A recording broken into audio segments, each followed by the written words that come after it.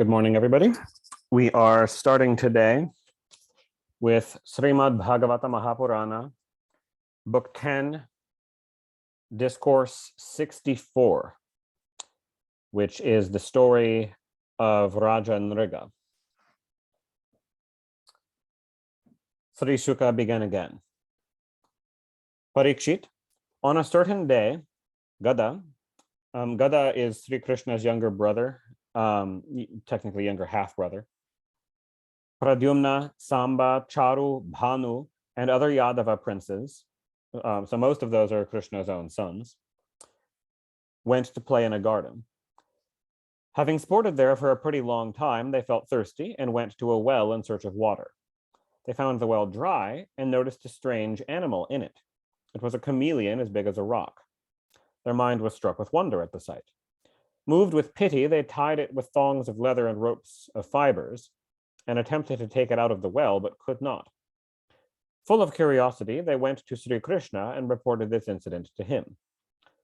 Bhagavan Sri Krishna, of lotus-like eyes, the almighty creator and protector of the universe, went to the well, saw the animal, and lifted it up with his left hand by way of play. Touched by the hand of the glorious Lord, the animal forthwith cast off the form of a chameleon and was transformed into a celestial being, adorned with wondrous jewels, clothes, and garlands, and possessed of a charming hue like that of molten gold. Although he knew the cause of this being's obtaining the form of a chameleon, in order to make the facts known to the people, Sri Krishna, the bestower of liberation, asked that shining person, "O highly blessed one, who are you possessed of this excellent form? I surely reckon you to be a great god. Through what karma were you condemned to this state? Surely you did not deserve it, O highly virtuous soul. We are keen to know your history. If you consider it proper to inform us about it, please tell us all about you." Sri Shuka resumed. Parikshit, questioned in these polite words by Sri Krishna, who is possessed of infinite forms, Raja Nriga bowed to the Lord of Lakshmi with his crown brilliant as the sun and submitted as follows. Nriga said, "I am a ruler of men, Nriga by name, son of Ikshvaku, O Lord.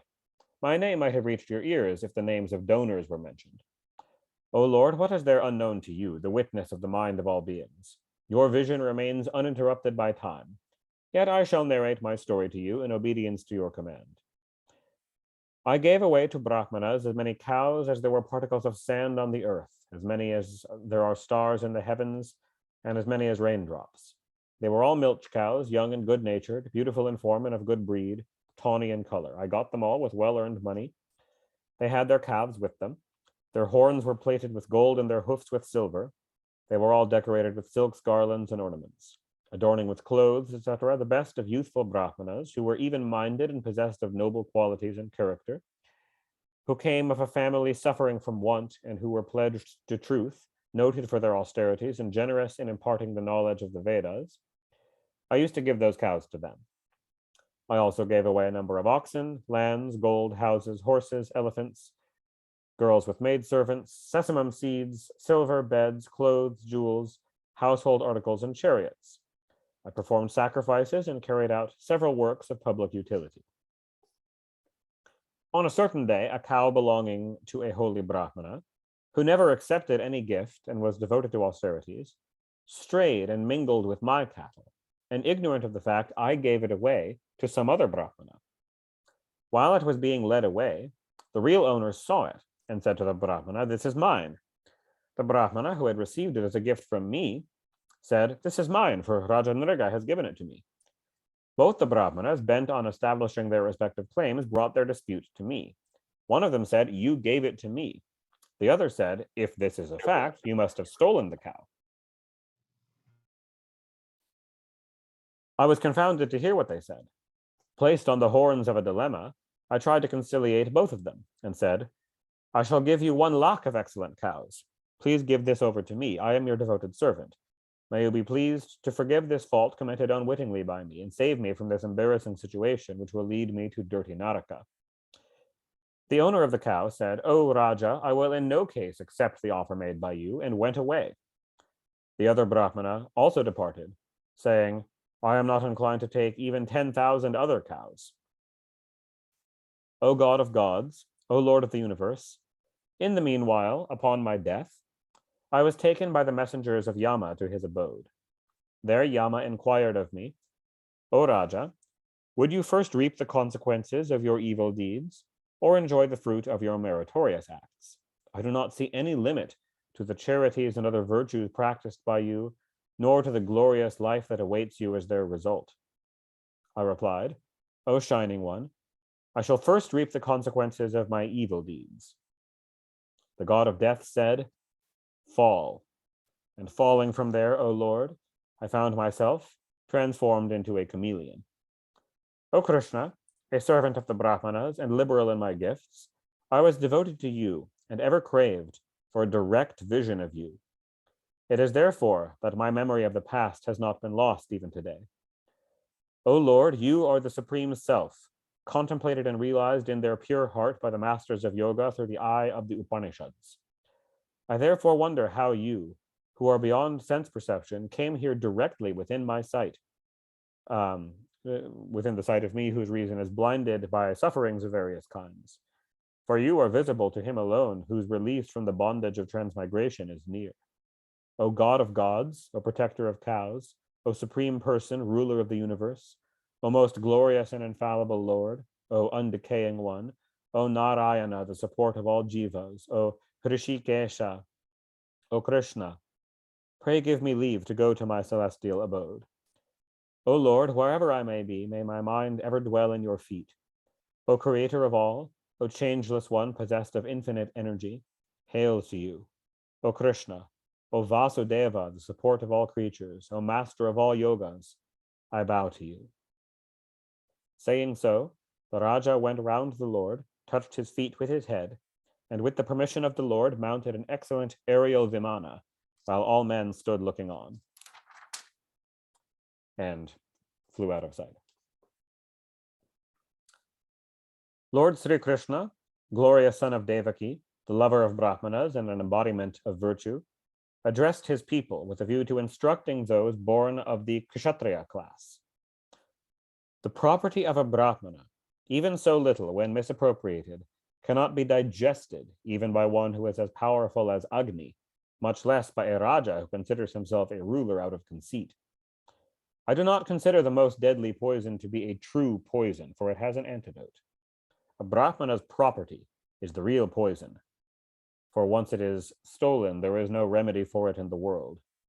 Poison kills him alone who swallows it. Fire can be put out by water. But the fire produced by the arani, which is the like the kindling stick, of a Brahmana's property burns a whole family with its roots. The property of a man made use of without permission brings ruin to 3 generations. If, however, it is willfully taken and enjoyed by force, it will bring disaster to 10 generations before and 10 generations after the enjoyer. Foolish Rajas who, blinded by their royal fortune, covet and enjoy a Brahmana's property, which is terrible as hell to them, do not realize to what an abysmal depth they will have to fall. Those despotic rulers who deprive liberal-minded Brahmanas, having a large family, of their property and means of livelihood, have to suffer with their descendants the tortures of the Naraka called Kumbhipaka, where sinners are fried in boiling oil, for as many years as there are particles of earth moistened with their tears while they weep. He who deprives a Brahmana of his livelihood, whether given by himself or by another, lives as a worm born in the ordure for 60,000 years. The property of a Brahmana should never find its way to my treasury. Men who covet such property forfeit their longevity, suffer defeat at the hands of their enemies, lose their kingdom, and are born as dreadful serpents. O my kinsmen, do no harm to a Brahmana, even if he is guilty of an offense. Even if he assaults you or pours abuse on you, salute him daily. Just as I bow to them with vigilance 3 times a day, so too do you. Whosoever does otherwise will receive punishment from me. A Brahmana's property, if misappropriated, brings about without fail the downfall of the man who does so, just as the Brahmana's cow brought about the downfall of this Raja, even though he was ignorant of the fact that he had misappropriated it. Having thus exhorted the people of Dwaraka, Bhagavan Sri Krishna, the purifier of all the worlds, retired to his palace. Thus ends the 64th discourse, entitled The Story of Nrga, in the latter half of Book 10 of the great and glorious Bhagavata Purana, otherwise known as the Paramahansa Samhita. Discourse 65. Baladeva triumphantly diverts the river Yamuna from its course. Sri Shuka began again. The blessed Lord Balarama, a jewel among the Kurus, who eagerly longed to see all friends and relations at his childhood home in Vraja, drove from Dvaraka in his chariot to Gokula, ruled over by Nanda. Upon reaching there, he was embraced by the Gopas as well as by the Gopis, who had been long yearning. Bowing to his foster parents, Mother Yashoda and Nanda, he was cheered with blessings and addressed as follows. O Bala, scion of Dasharha, you are the Lord of the universe. May you with your younger brother Sri Krishna protect us long. Placing him on their lap and embracing him, they bathed him with tears of joy from their eyes. Bowing to the elderly among the Gopas with due ceremony, he was bowed to afterward by the younger ones. He duly met all the Gopas according to their age, intimacy, and relation to himself, cutting jokes with them, taking them by the hand, and so on. When he had reposed himself and was comfortably seated, the Gopas gathered round him. They had renounced all their worldly pleasures as well as the enjoyments of Svarga, nay, even moksha itself, for the sake of Sri Krishna of lotus-like eyes. Inquired about their welfare, they made similar inquiries about the health of their kinsmen, the Yadus, in a voice choked with emotion. Balarama, are all our kith and kin at Dwaraka well? You are now married and are blessed with children, O Rama. Do you remember us now and then? By good luck, the wicked Kansa has been killed and our kinsman luckily redeemed from his tyranny. Happily, you have killed or vanquished your enemies and taken shelter in a fortified place. The Gopis felt greatly honored by the sight at close quarters of Balarama, and approaching him, smilingly asked him, is Sri Krishna, the beloved of the ladies of Mathura, happy? Does he ever remember his relations and friends, or father and mother? Will he come here even once to see his mother? Does Sri Krishna of long arms remember our constant devotion to him? For his sake, O Lord, we forsook our mother and father, brothers, husbands, children, sisters, and all other relations, so hard to renounce, O scion of Dasharha. Yet, powerful one, he left us, who were so beloved of him in a moment, breaking asunder all ties of affection. How could women fail to put faith in his honeyed words? One Gopi said, how could the city women who are shrewd believe the words of that fickle-minded and ungrateful soul? Another Gopi said, Sri Krishna is a past master in the art of conversation. His winsome smiles and loving glances must have kindled love in their breast and overpowered them. Hence they put faith in his words. A third Gopi said, oh Gopis, what is the use of talking about him? Take up some other topic for conversation. If he can spend his time without us, we should also be able to spend our time without him. Thus talking and recalling Sri Krishna's laughter, his talk, his winsome glances, his graceful gait and loving embraces, the women wept. Skilled in the various methods of conciliation, Lord Sankarsana pacified those Gopis with Sri Krishna's messages, which were most pleasing to their heart. Balarama spent there the 2 months, Chaitra and Vaishakha, 2 of the months of spring, entertaining the Gopis during the nights. At that time, a gentle wind wafted the fragrance of the blooming lilies. The gardens on the banks of the Yamuna were illumined by the rays of the full moon, and Sri Balarama sported in the midst of crowds of Gopis. The celestial wine called Varuni, sent by Varuna, the god presiding over the waters, and flowing from the hollow of a tree, filled the whole forest with its smell. Perceiving the smell of the stream of honey borne by the wind, Balarama went up to the tree and drank of it, along with those women. His exploits being sung by the Gopis who surrounded him, Balarama roamed about intoxicated through the woods, with eyes swimming in intoxication from the Varuni wine. Adorned with a wreath of flowers and a necklace called Vaijayanti, with an earring shining in one of his ears, and with his lotus-like face bright with smiles and decked with the dewy drops of sweat, the intoxicated lord summoned the Yamuna to come near him, so as to enable him to sport in her water.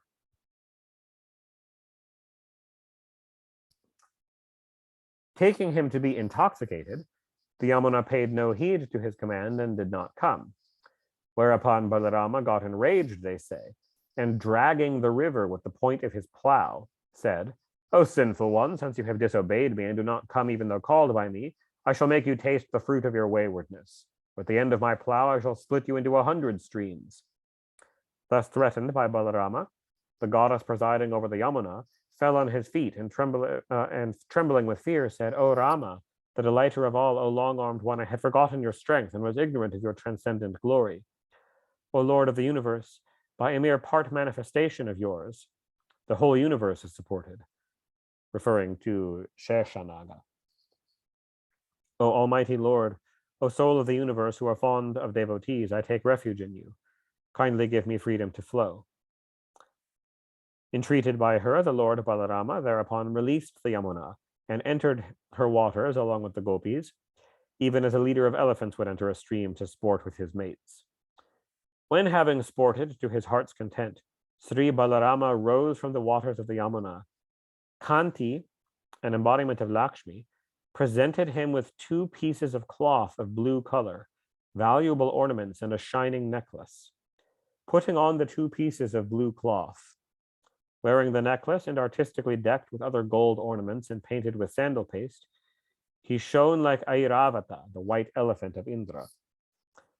Parikshit, even to this day the Yamuna is seen flowing through the course it took after being dragged by Balarama, as if proclaiming as a matter of fact the strength of Balarama. Charmed with the sweet qualities of the damsels of Vraja, Balarama lost all sense of time. In this way, all the nights of his enjoyment in Vraja passed as if they were but one night. Thus ends the 65th discourse, entitled Baladeva Triumphantly Diverts the Course of the Yamuna, in the latter half of Book 10 of the great and glorious Bhagavata Purana, otherwise known as the Paramahansa Samhita. Discourse 66, Dwarka and others killed. Sri Shuka began again. Parikshit, when Sri Balarama had gone to Nanda's Vraja, Dwarka, the ruler of Karusha, sent a messenger to Sri Krishna, saying, I am Vasudeva, as in the divine being, Vasudeva. Steeped as he was in ignorance, he was flattered by stupid people who said, You are the glorious Lord Vasudeva, protector of the universe, who have appeared on earth. And the fellow began to look upon himself as Vasudeva, the immortal Lord. Just as a foolish boy set up by other boys as a king in sport would behave, so did the dull-witted fellow, unaware of the reality of Bhagavan Sri Krishna, whose ways are inscrutable, send his messenger to Dwaraka. The messenger came to Dwaraka and delivered the message of his king to Lord Sri Krishna of lotus-like eyes, who was seated in the council hall. And the message from Dwarka said, I alone am Vasudeva and there is no other. I have come down on earth to bless all beings with my grace. You have falsely assumed that name, which you should now give up. O scion of Yadu, abandon all my marks that you have adopted through folly, and come to me for shelter, or else you should give me battle. Sri Shuka continued. Hearing this bragging of the dull-witted Dwarka, Raja Ugrasena and all the others who were present in the assembly at that time loudly laughed. When their jokes were over, the Lord Krishna replied through the messenger. So he instructed him to give this message back to his king. O foolish one, I shall discharge my insignia on you and those associates of yours, encouraged by whom you brag in this manner. O fool, hiding those lips, you will then lie down dead on the ground, surrounded by buzzards, vultures, and other birds, and you will serve as subsistence for dogs. The messenger conveyed the whole of this retort to his master. Sri Krishna too mounted his chariot and invaded Kashi.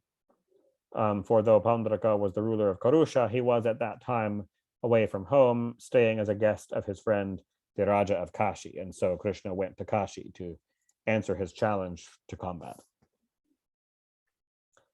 Having received the news of Sri Krishna's invasion, Dwarka, the great car warrior, hastily sallied forth from the city of Kashi with 2 Akshauhinis, 2 divisions of troops.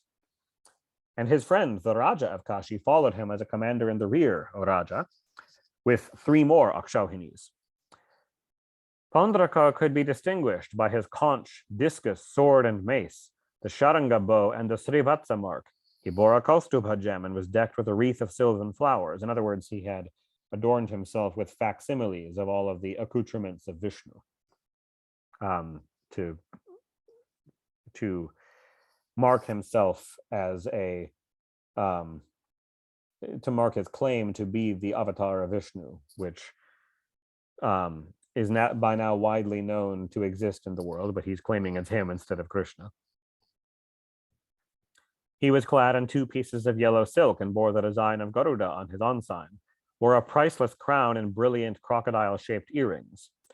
All this outfit was so artificial, since all of these were not the real thing, that he looked like an actor on the stage. Finding Pandraka closely imitating him in dress, Lord Sri Krishna heartily laughed. Now the enemies assailed Sri Krishna with their pikes, maces, iron clubs, lances, spears, darts, bludgeons, swords, paktishas, and arrows. Like the fire raging at the time of universal destruction, which destroys all creatures severally, Sri Krishna utterly crushed with his mace, sword, discus, and shaft that army of Pandraka and the king of Kashi, consisting of elephants, chariots, horses, and footmen. The field was strewn with chariots and horses, elephants, men, donkeys, and camels cut to pieces by the discus of Sri Krishna, and looked as fearful as the place where Shankara carries on his deadly dance of destruction. Its sight afforded delight to the brave. Now Sri Krishna addressed Pandraka. Hello, Pandraka. You asked me, through the mouth of your messenger, to give up my weapons to you. I shall accordingly discharge them on you. I shall compel you to give up my name, which has been falsely assumed by you, O ignorant one. You asked me to take refuge in you. I would do so today if I avoided a clash with you. Reproaching him thus, Sri Krishna shattered the chariot of Pandraka with his sharp arrows and lopped off his head with his discus, even as Indra would knock down the wings of a mountain with his thunderbolt. Sri Krishna likewise severed the head of the king of Kashi from his body with his arrows, and caused it to fly and fall into the city of Kashi, even as the wind would carry away a lotus bud. Thus putting an end to Pandraka and his ally, who had both been nursing enmity towards him, Lord Sri Krishna returned to Dwaraka, the Siddhas singing his stories, sweet as nectar. Parikshit, Pandraka ever used to think intensely of the Lord, even by falsely identifying himself as the Lord. All the ties of his karma were cut asunder by this, by his obsessive thinking about Vasudeva for years. And as he constantly remembered the Lord's form when imitating him, he attained the same form as his after death, Sarupya Moksha. Seeing a human head with earrings lying at the entrance of the palace in Kashi, the people wondered whose head it was and how it came. Recognizing, upon going and looking closely, that it was the head of their king, the queen's sons and relations of the king and the citizens wailed loudly, saying, O Lord, O Master, O King, alas, we are undone. The king's son, Sudakshina, performed the funeral rites to his father and resolved in his mind that he would repay the debt to his father by killing his slayer. With the help of his priest, Sudakshina began to worship Shankara with the utmost concentration. Pleased with his worship at Kashi, Lord Shankara offered him a boon. Sudakshina replied, Lord, tell me by what means I can kill the slayer of my father. That is the only boon I seek from you.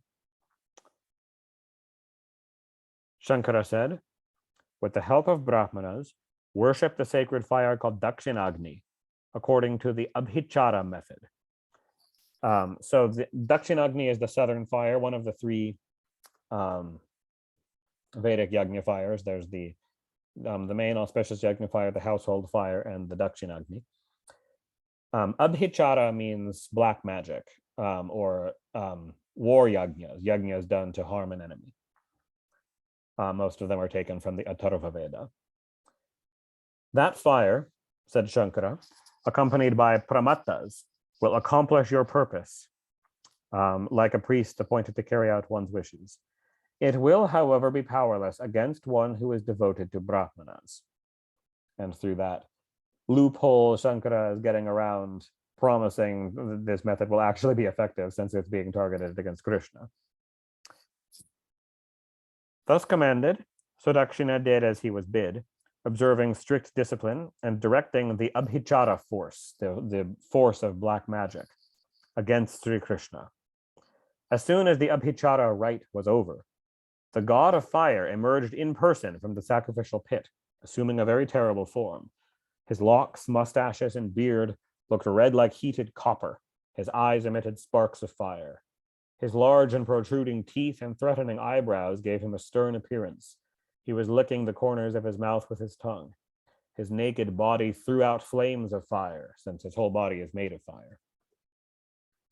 Flourishing a trident, he strode the earth with legs as tall as a palm tree. Making the earth tremble under his feet and burning the cardinal points, he rushed towards Dwaraka, followed by a spectress, or a female ghost of some form. At the sight of that Abhichara fire rushing towards them, the people of Dvaraka were all frightened, even as the deer get frightened at the sight of a forest conflagration. They ran in consternation to the Lord, who was then playing at dice in his court, and said, "O ruler of the three worlds, protect us. O protect us from the fire that is about to consume the city." Hearing of this distress of his people, and seeing the cause of their fear, Sri Krishna, the protector of his devotees, laughed loudly and heartily and said, "Do not be afraid. I shall protect you." Lord Sri Krishna is a witness of all that happens within and without all creatures. He at once came to know that it was the kritya of Lord Shiva, the kritya in this case meaning the magic spell or the spirit invocation of Lord Shiva, sent from Kashi. He commanded his chakra Sudarshana that stood by his side to nullify the kritya. Brilliant like millions of suns and flaming forth like the fire of universal destruction, the Sudarshana chakra, the favorite missile of the Lord, lighted up heaven and earth as well as the intervening region and the four quarters with its luster, and forthwith subdued the Abhichara fire. Repulsed by the force of Sri Krishna's weapon, the magic fire known by the name of Kritya had its force blunted, and turning back, returned to Kashi and burnt up Sudakshina and his priests, by whom it had been released. Following the Kritya, Sudarshana, the chakra of Sri Krishna, entered Kashi, and reducing the whole city to ashes, along with its high towers, assembly halls, houses, marketplaces, its big gates, attics, granaries, treasuries, the stalls for elephants, horses, and chariots, and dining halls, returned to Dwaraka, and stood once more by the side of Sri Krishna, who did everything as a matter of sport. The man who hears attentively or relates the story of this exploit of the glorious Lord Sri Krishna is completely rid of all sins. Thus ends the 66th discourse entitled Paundraka and Others Killed by Sri Krishna, and the latter half of Book 10 of the great and glorious Bhagavata Purana, otherwise known as the Paramahansa Sanghita. Discourse 67, Dvivida Killed. Raja Parikshit submitted, "Lord Balarama is possessed of infinite glory. His form and virtues are unfathomable. His deeds are wonderful. I long to hear more of him. What other feats he performed?"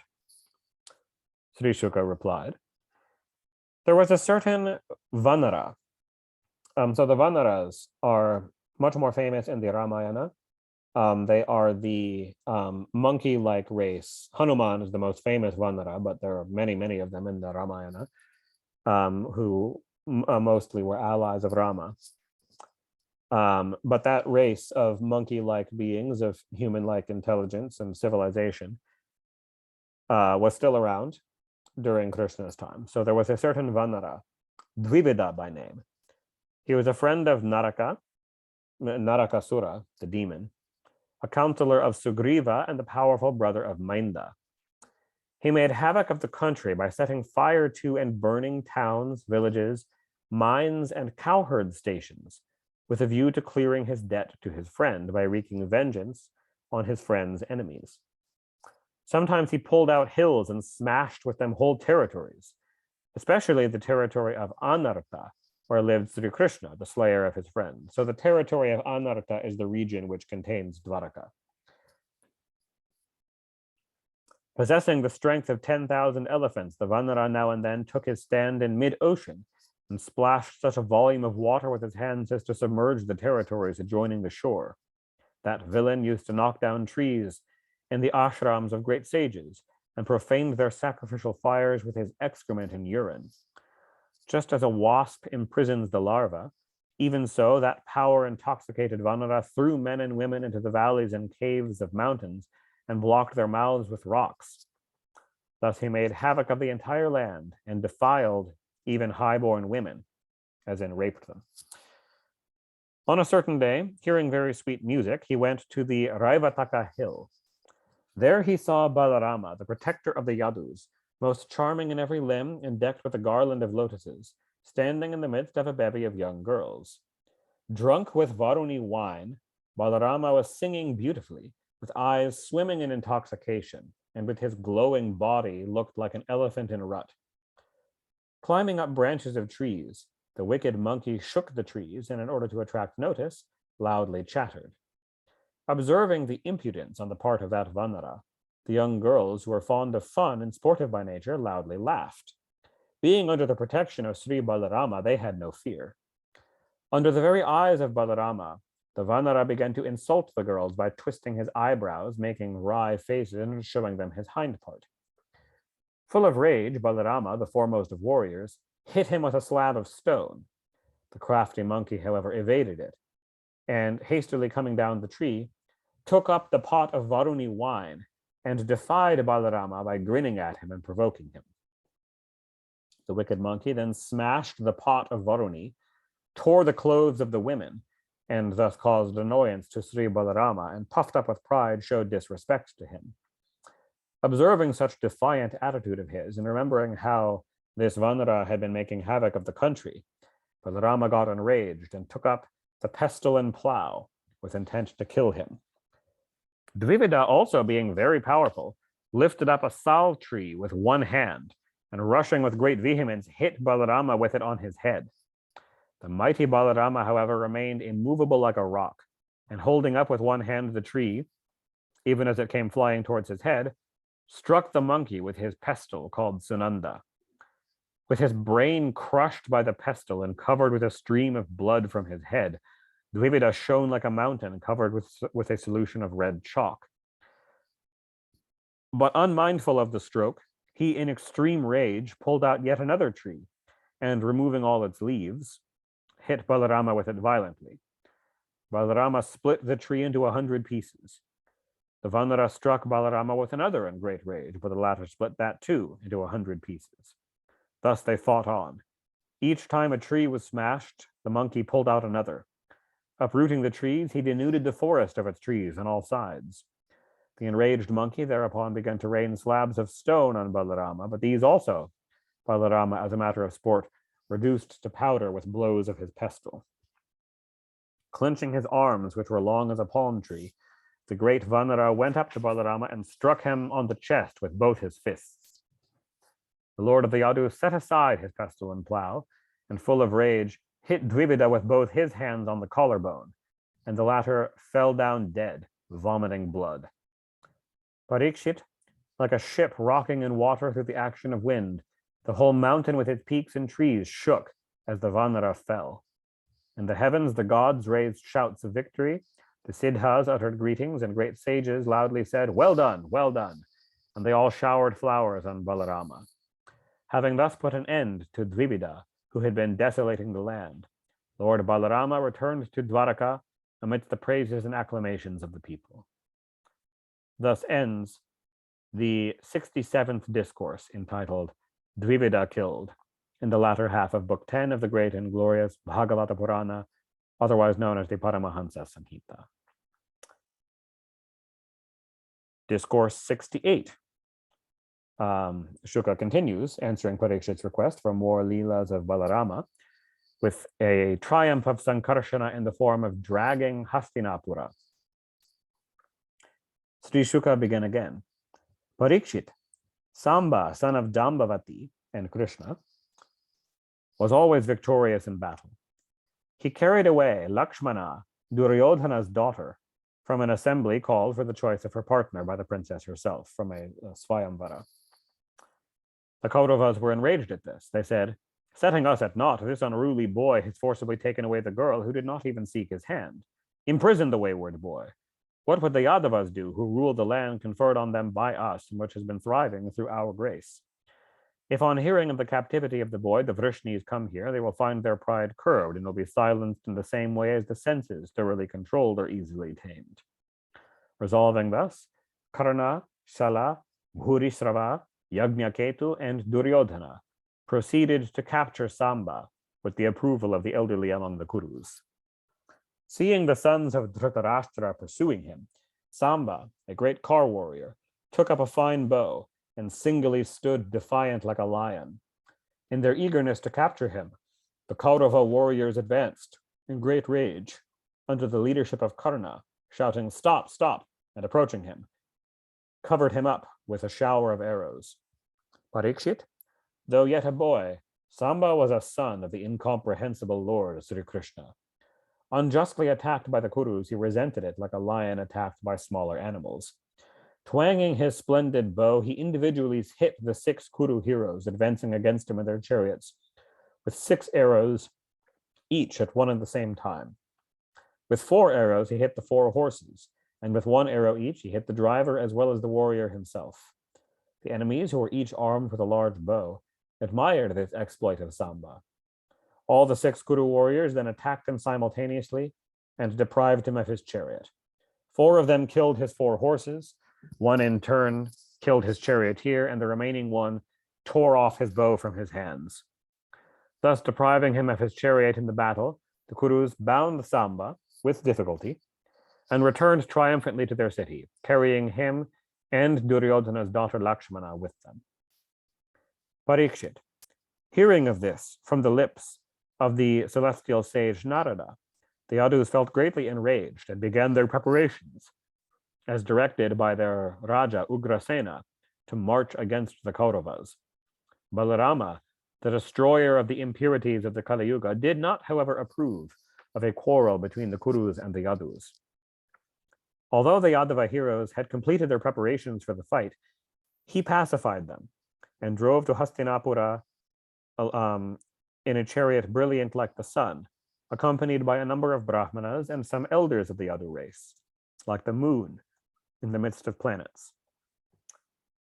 Speaking, of course, from the perspective of looking up at the night sky, such that the planets are tiny compared to the moon. Reaching Hastinapura, Balarama stopped in a garden outside the city and sent Uddhava to Dhritarashtra with intent to ascertain the intention of the Kauravas. Reaching the Kaurava court, Uddhava duly saluted Dhritarashtra, Bhishma, Drona, Bahlika, and Duryodhana, and informed them of Balarama's arrival. The Kauravas were greatly delighted to hear of the arrival of Balarama, their best friend, and treating Uddhava with honor, all went forth to receive Balarama, taking festal presents in their hands. They received Balarama with due honors and offered him arghya, which is water for washing his hands with, and a cow. And such of them as knew his greatness saluted him with their heads bent low. When both parties had inquired after each other's welfare and health and learnt that their mutual friends and relations were doing well, Balarama forthwith spoke these fearless words. Hear with an attentive mind what the King of Kings, the mighty Ugrasena, has enjoined you to do, and carry it out without delay. He says, I hear that many of you combined by unrighteous means to overpower Samba, who fought single-handed, respecting the laws of war, and that you have taken him prisoner. I have, however, tolerated this with the intent to maintain harmony among friends and relations. Therefore, do not extend the quarrel. Release Samba from captivity and allow him to come to us with his newly wedded wife.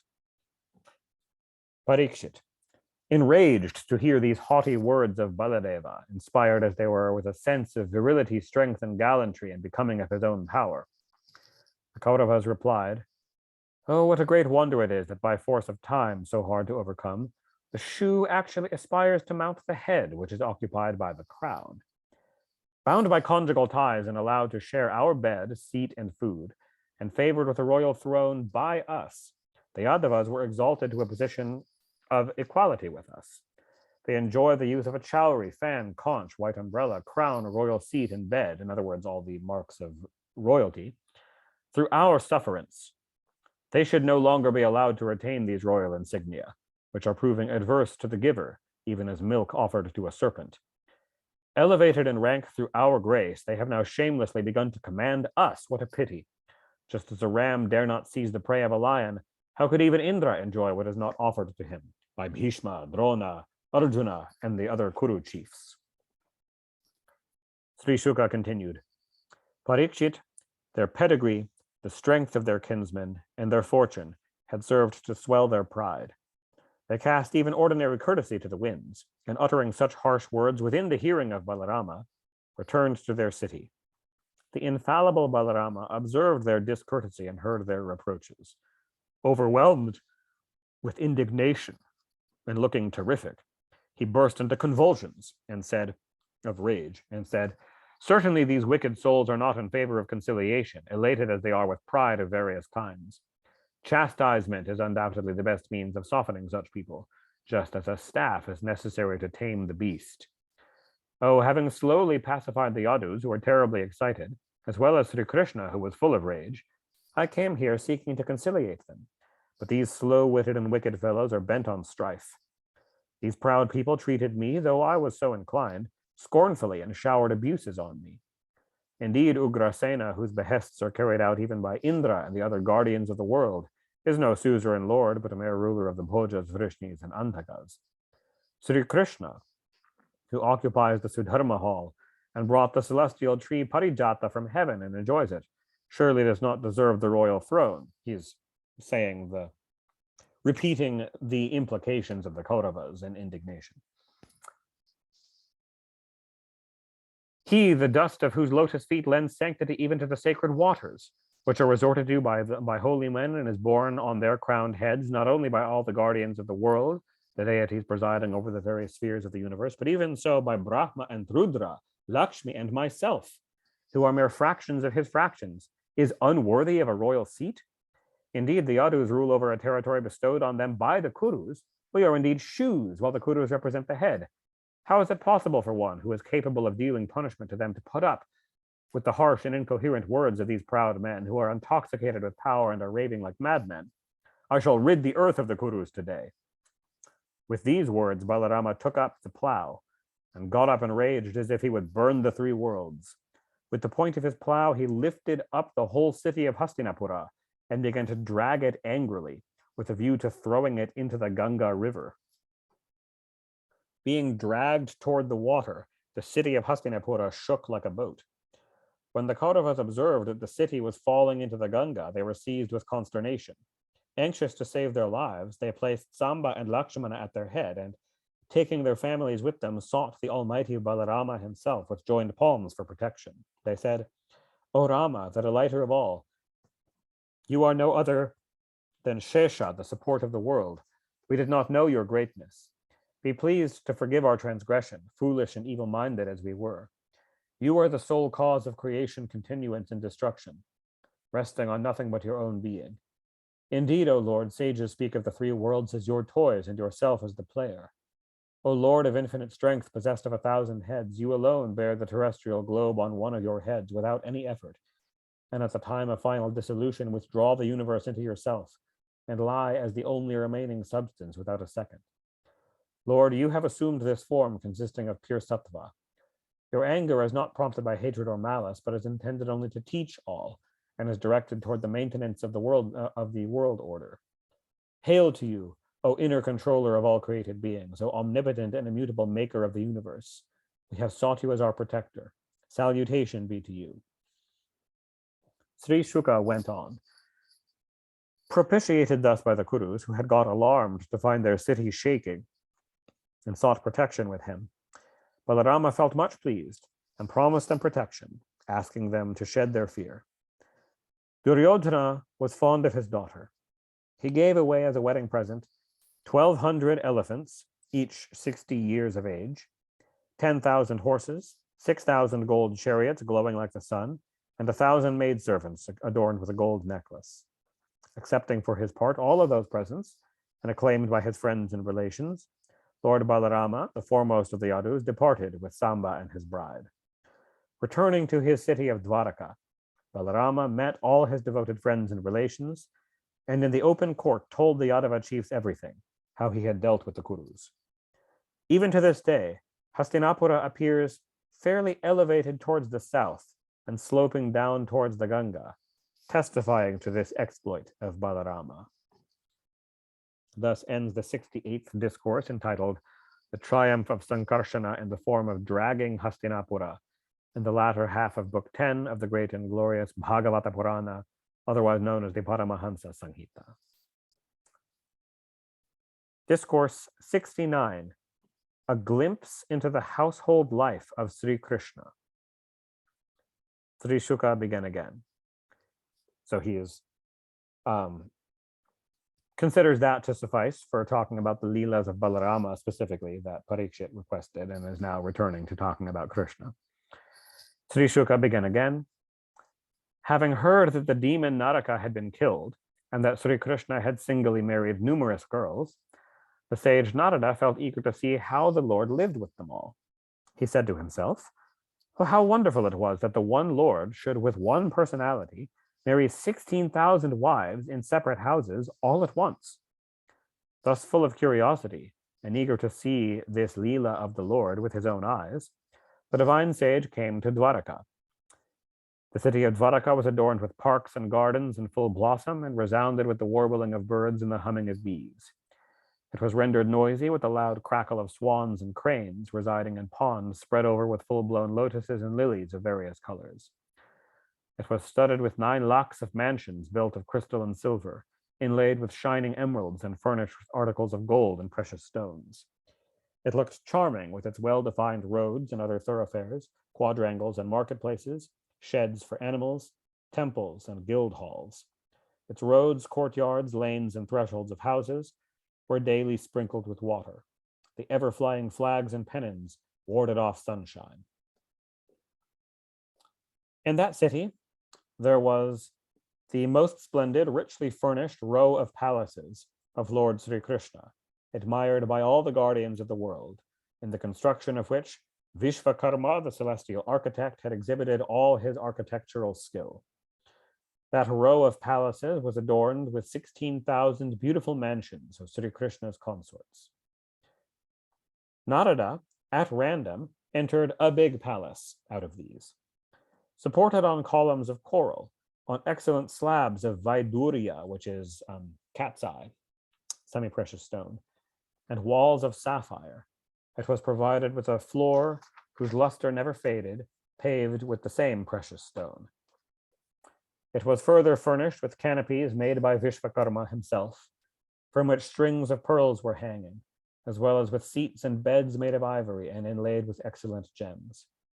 It was attended by maidservants adorned with gold necklaces and dressed in fine clothes, and manservants wearing coats, turbans, fine clothes, and jeweled earrings. Dear Parikshit, the darkness in the palace was dispelled by the luster of jewels serving as lights. Seeing fumes of burning aloe wood issuing out of the air holes, the peacocks on its picturesque eaves screamed and danced under the impression that clouds were up.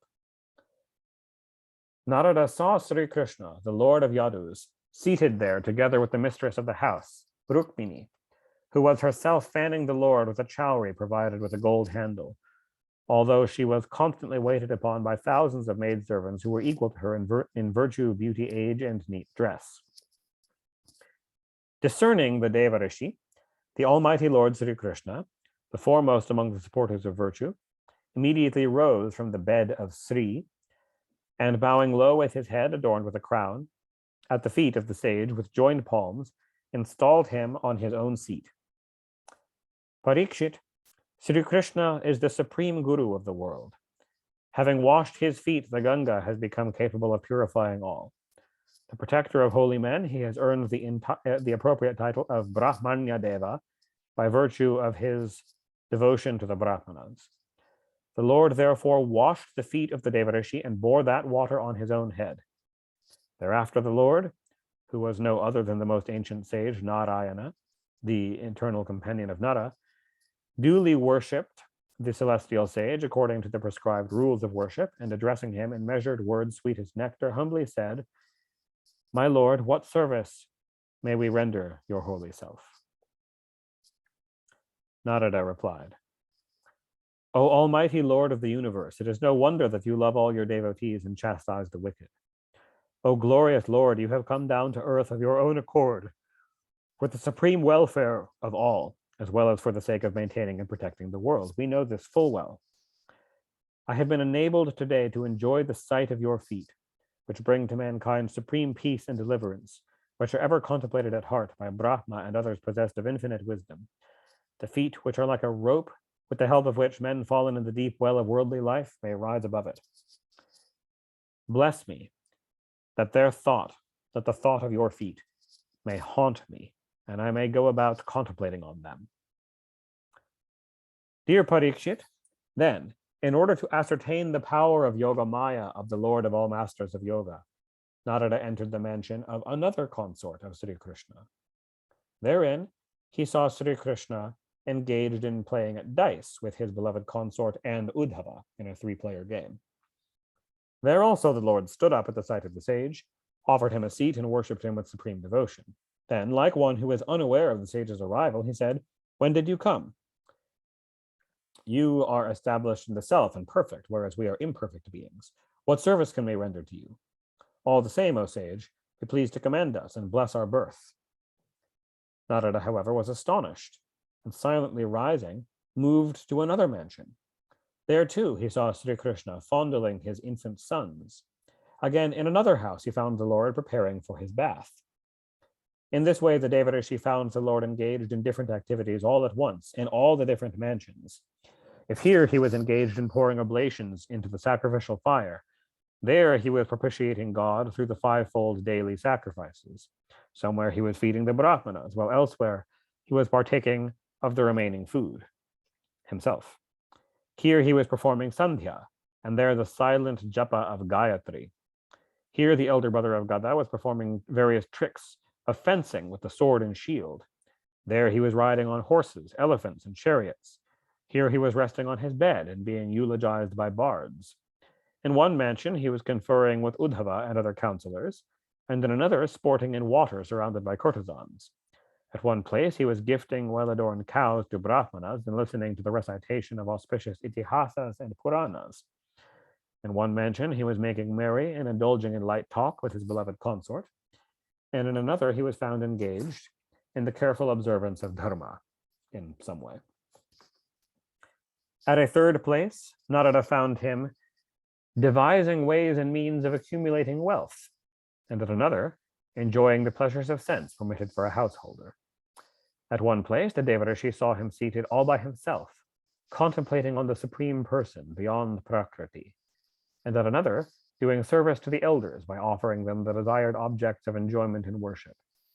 At one place, he found Sri Krishna preparing for war against some enemies, and at another, discussing terms of peace.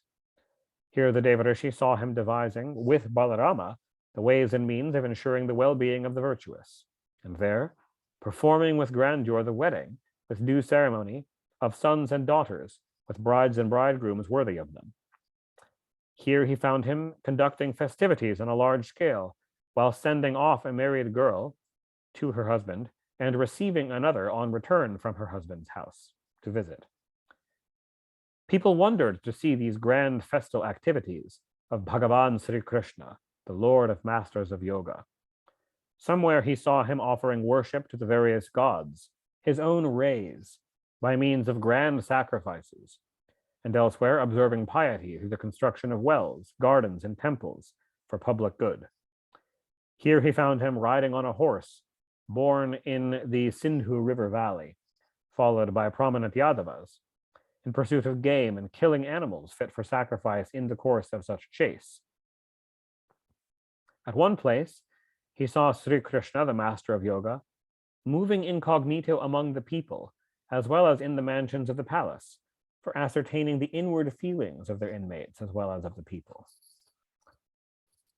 Having witnessed the display of wonderful powers of yoga by Sri Krishna, though following the ways of a human being, Narada spoke to him as though laughing heartily. O master of yoga, we know the secret of your wonderful powers of yoga, which cannot be easily seen even by wielders of Maya, and which have been revealed to our mind through the worship of your lotus feet.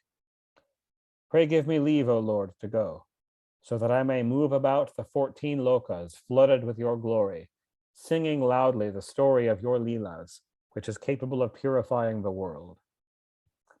The Lord replied, O sage, I am not only the teacher of Dharma, but I practice Dharma myself and lend countenance to those who practice it. I follow the path of Dharma in order to teach the world by my example. Therefore, do not get perplexed, my son, at the sight of this, my Yoga Maya. Sri Shuka went on. Thus they say the Devarishi saw one and the same Sri Krishna, present in all the mansions of his 16,108 consorts, performing the pious duties of householders which lead to their purification. Seeing again and again the vast display of the wonderful yogic power of Sri Krishna, who had infinite prowess, the curious sage was filled with astonishment. Duly honored by Sri Krishna, who behaved as though he made much of the first three objects of human pursuit, Dharma, Artha, and Kama, the Devarishi felt much delighted and went away constantly thinking of him alone.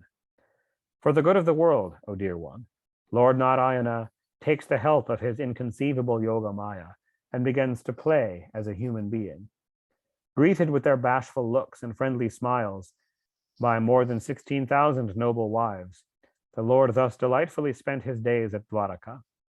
O Parikshit, he who for his part celebrates the inimitable exploits performed by Sri Krishna, who is the supreme cause of the evolution, continuance, and dissolution of the universe, or hears of them, or views with approbation their singing and hearing, attains loving devotion to the Almighty Lord, the bestower of liberation. Thus ends the 69th discourse entitled A Glimpse into the Household Life of Sri Krishna, in the latter half of Book 10 of the great and glorious Bhagavata Purana, otherwise known as the Paramahansa Samhita.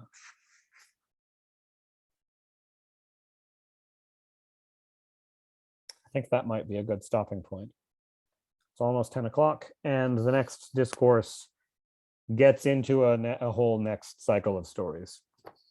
So this feels to me like a good point to pause. Thank you, Devala. Always. Yeah, thank you all for coming.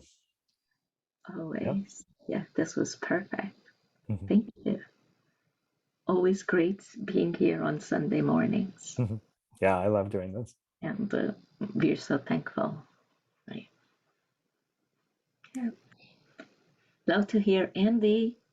You always bring. Thank you, Devala. Hey, Dr. N. Yes, it's always great to hear you. You bring a great point. Thank you, Devala. Hare Krishna. Hare Krishna. Thank you, Namaste. Yeah, thank you. Namaste, Chandraji. Namaste.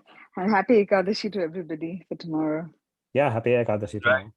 It is tomorrow, correct? Yeah. Papa Vimochana Ekadashi, I think. Is it too? What? Yes. Yeah, right? Yeah. Thank you, everyone. Yeah, thank you. Jai Gurudev. Jai Gurudev. Jai Gurudev.